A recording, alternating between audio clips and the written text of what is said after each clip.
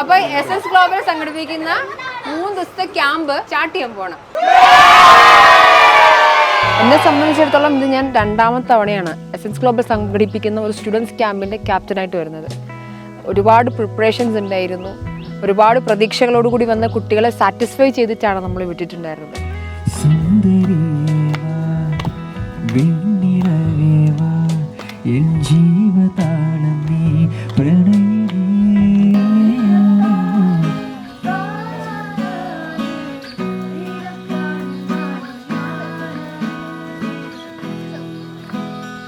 Sessions എന്ന് പറഞ്ഞാൽ ഫസ്റ്റൊക്കെ സെഷൻസൊക്കെ എങ്ങനെയാണ് സർവൈവ് ചെയ്യുന്നത് അങ്ങനത്തെ സെഷൻസ് ഉണ്ടായിരുന്നു. പിന്നെ സെക്സ് എഡ്യൂക്കേഷന് കുറേ സെഷൻസ് ഉണ്ടായിരുന്നു. അത് കഴിഞ്ഞിട്ട് ഫിസിക്സ് ക്ലാസ്. ആ ഫിസിക്സ് ക്ലാസ് പെർഫെക്റ്റ് ആയിരുന്നു. പൊളിന്ന് വെച്ചാൽ പൊളി. കുട്ടികൾ സ്വയം പര്യാപ്തരാവണം എന്നൊരു തീമിലാണ് ഇപ്രാവശ്യം ക്യാമ്പ് നടത്തിയത്. അതിനായി ഒരുപാട് സെഷൻസ് നമ്മൾ നടത്തി. കുട്ടികൾക്ക് പബ്ലിക് ട്രാൻസ്പോർട്ട് സിസ്റ്റം യൂസ് ചെയ്തുകൊണ്ടുള്ള യാത്ര ഉൾപ്പെടെ. ഞാൻ ഇതിനു മുമ്പ് ഇങ്ങനത്തെ ക്യാമ്പുകളിലൊന്നും അതെങ്ങനെ പോയിട്ടില്ല.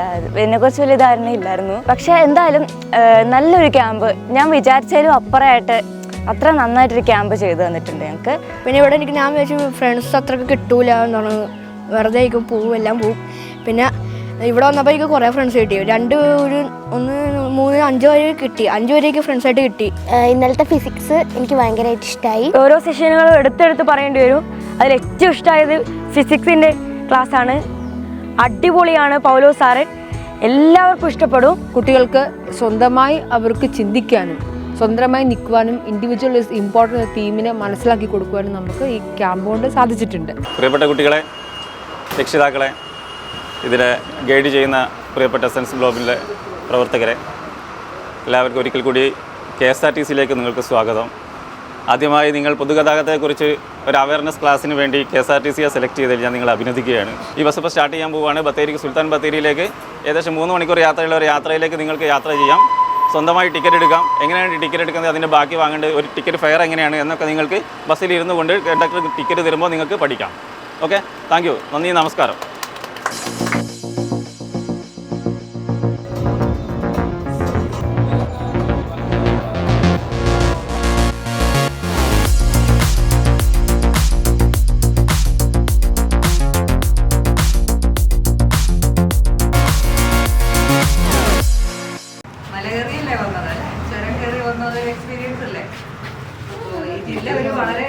വ്യത്യാസമുള്ള ഒരു ജില്ല. കയറി വരുമ്പോൾ കയറ്റമാണെങ്കിലും ഇവിടെ ഒരു പ്ലെയിൻ ഇല്ലാണ്ടാണ് അല്ലേ. പിന്നെ ഈ ഒരു സ്ഥാപനം 1980-ലാണ് ഇവിടെ ഒരു പ്രാദേശിക കാർഷിക ഗവേഷണ കേന്ദ്രം. എന്നിട്ട് ഹൈ റേഞ്ച് സോൺ എന്നാണ് വെച്ചിരിക്കുന്നത്. ഇതൊരു 235ഓളം ഏക്കർ സ്ഥലമുണ്ട്.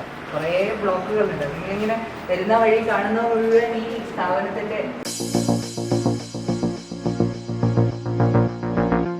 മുകളിൽ പോളിത്തീൻ ഷീറ്റ് കാണുന്നില്ലേ? പോളിത്തീൻ ഷീറ്റാണ്. അതിൻ്റെ താഴെ shade net, green shade net.